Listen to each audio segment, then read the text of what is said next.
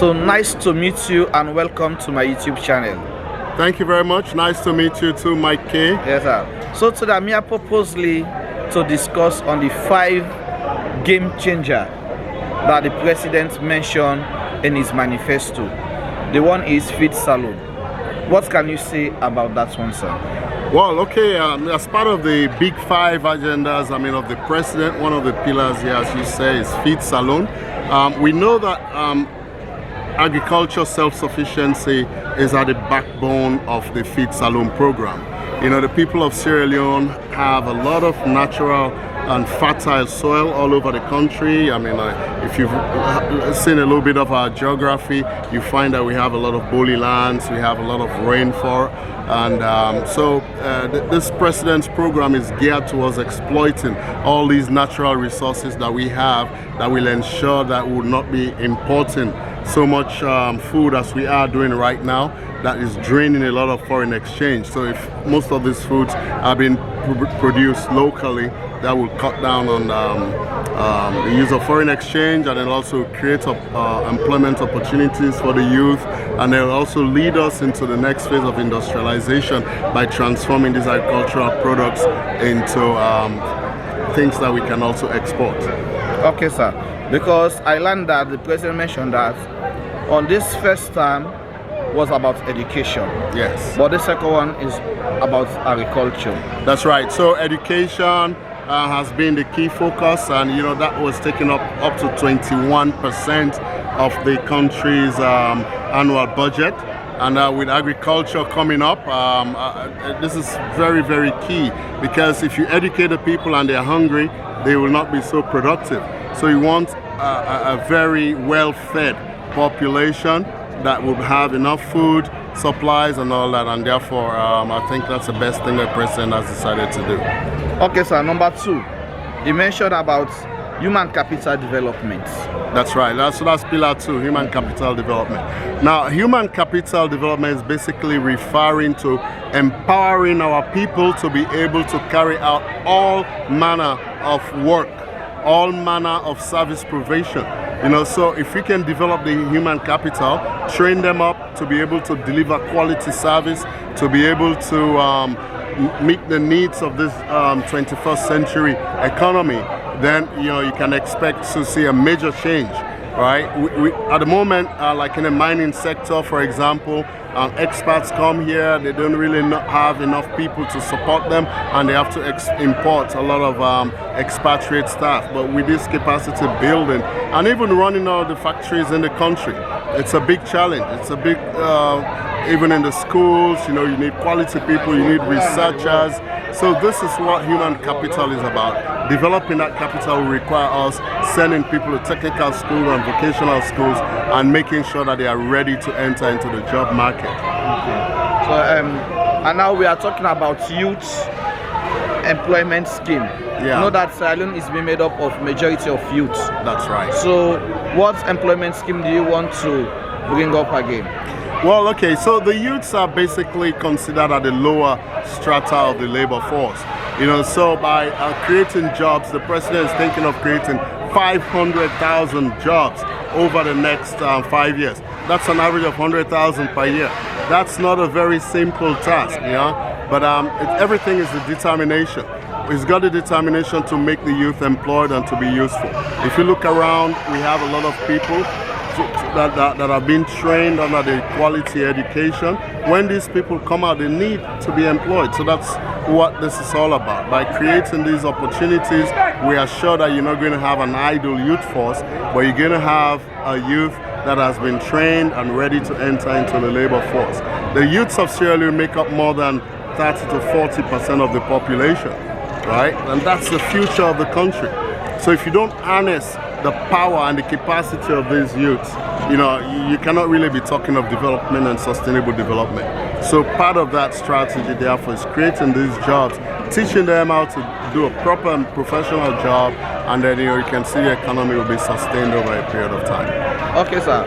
We can tell that the infrastructure of the city, of the country as a whole, is not good. So pillar 4 of the president's manifesto says that revamping the public service architecture What does that mean, sir? Well, okay, the public service architecture is not really infrastructure. I think the next pillar deals with infrastructure. So the public service is the core of people dedicated to working for government. Those are the public service, yeah? And the architecture we're referring here is the structure of that public service. For good public service delivery, you need to have a system in which, the different arms of government work very clearly, very symbiotically, so that you produce the right results and you have an efficient running government. So this is what the president is talking about. We need to look at public service, because public service has lived on legacies of the past, the colonial administration coming into this new one. So in the 21st century economy, you need to look at what are the changes that we need to do. For example, I'll just give you a simple example. The amount of time public servants take to process one document is really long, right? So we need to look at how to cut down that time using digital technology, and then using skills in terms of proper management, project management skills, and then looking at the number of people in any one level, looking at the salary structure, between different levels of. Some people work in the Ministry of Finance, they have a certain salary that's maybe double what somebody else will be earning in the Ministry of Transport. So we want to have an equitable system where everybody, gets remunerated for the work that they do. So all of this architecture will be looked into, and then will be properly streamlined for the advancement of the country, so that you have a very motivated force. Okay, sir. And the fifth one is tech and infrastructure. Tech and infrastructure, yeah. So now you can ask your question you're about to ask. About the infrastructure. Yeah, so you were saying something about infrastructure in the city that is down and all that. Well, to some extent, there's been a lot of work by the previous SLPP government the last 5 years to build up the architecture, to build up the infrastructure. You can see that there's now improved road network, leaving Freetown all the way to the Liberian border, leaving Freetown all the way to the Guinea border. You look at the energy infrastructure, you look at the telecoms infrastructure. We have so many mobile network companies now operating. But of course, that is not the end of it. Sierra Leone needs to improve further. The faster we move, the faster the developing countries are moving. So if we don't move double our speed, we are not going to be able to catch up with the developed countries. So this is what President wants to emphasize, that the infrastructure of the country needs to be improved so that we can reach all the villages and towns on tarred roads. We have electricity generation that's going to be enough to run all our factories and create job opportunities for people. Infrastructure covers a whole lot of systems. Even the buildings, we need to have quality houses for our people. At the moment, a lot of people live in pan-body structures and all that. That has to be looked into, so that you live in quality houses as in other countries that are in middle level development. So, overall, these 5 pillars will move Sierra Leone towards middle level development status. Okay, sir. The president mentioned about these 5 pillars, but we know that currently the economic situation in the country, especially taking into consideration the exchange rate, the inflation rates, for now, the dollar is going towards 24 to a dollar. But I don't see it as a key or as a means part of this game changer. Yeah, okay, so the game changer here is talking about our internal ability to mobilize and transform the country. What you're talking about exchange rate, this is really foreign, right? It's influenced by foreign forces that maybe Sierra Leone alone is not going to be able to tackle.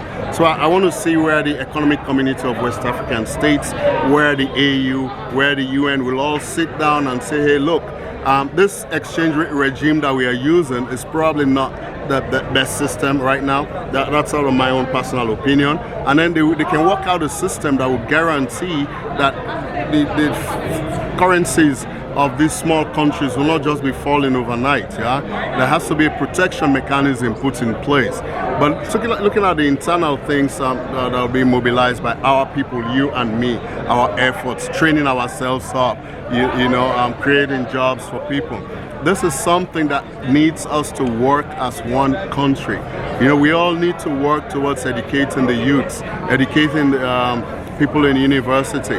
We all need to work towards making sure that we can go to the farms. We work on the farms. Everybody wants to come and sit in Freetown right now, because Freetown has a lot of facilities. But then, if we all come sit in Freetown, somebody has to feed us.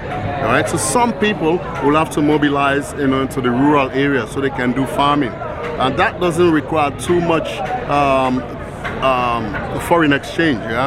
Some of it is really looking at ourselves and saying, yes, we are ready to develop, and so we're going back to our farms, going back to the roots. Everybody must farm. I have a farm, all right? I have a groundnut farm. I do oil palm business, and I also do ginger that I'm trying to develop, so plus the rice farm that my other siblings are doing.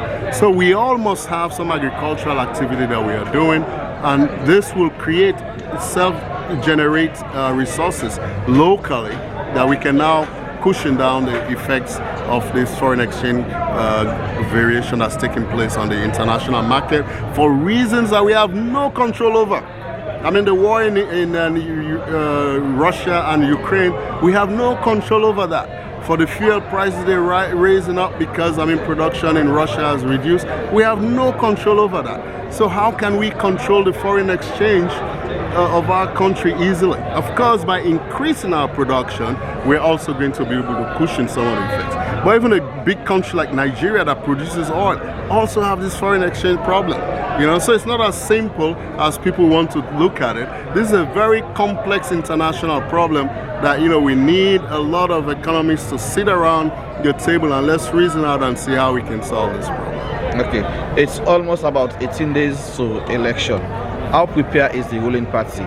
The ruling party is very, very prepared. I happen to be a national officer, and so we are very prepared. We have stitched together all the necessary structures within the party to mobilize people to go out to vote on that day. It's not just about going out to vote, but it's making sure that people know how to vote, making sure that people are at the voting spots on that day and nobody's left out. So overall, the ruling party, led by our leader himself, he has been traveling across this country on a daily basis. I don't know any other person except drivers of public transport. Those are the only people I see who travel that much.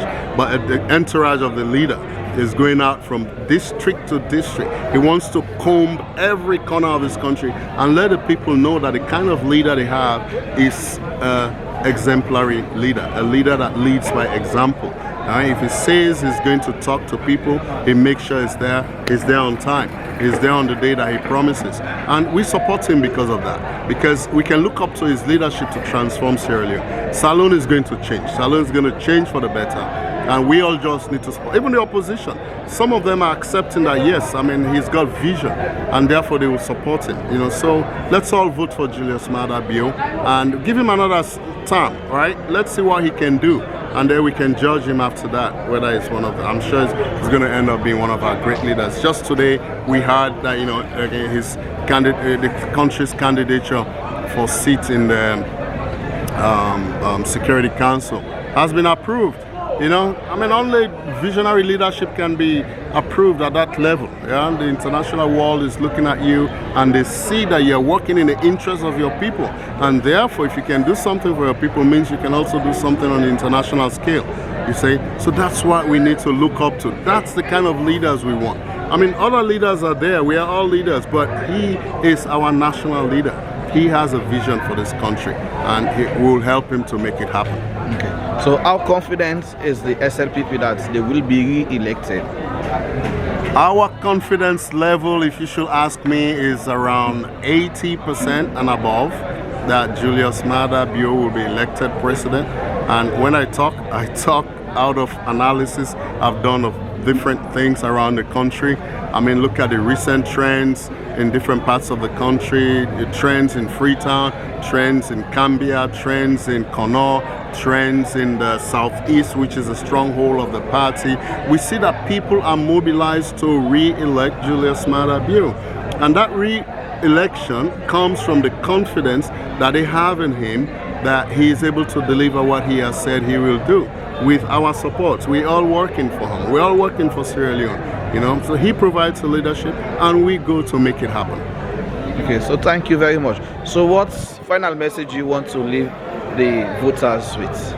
Well, my message to the voters and to the diaspora and all that is that, look, we cannot build a country that is divided. We cannot build a country that is fighting against itself, right? Jesus Christ says any country or any people or any family divided upon itself will not stand, right? So if we want to make Salone stand up, we have to continue to look at ourselves as one family, right? We have established rules in which we should choose our leaders. That's the Constitution. That's the Elections Act. Let's look at what these acts say. I mean, it was enacted by our own representatives. Let's follow these rules and let's vote based on the reality of things we are seeing. Assess yourself, ask yourself, is what Julius Maada Bio doing good for this country? Is his representation at international events a good representation of this country? Is he giving a negative image to this country where he goes? No. All these questions will give you an insight into why we think Julius Maada Bio should continue to lead this country for the next 5 years. Okay, thank you very much for talking to me. Thank you, Yes, Mike. sir. Yeah, Yes, we'll wish you all the best. Okay, sir.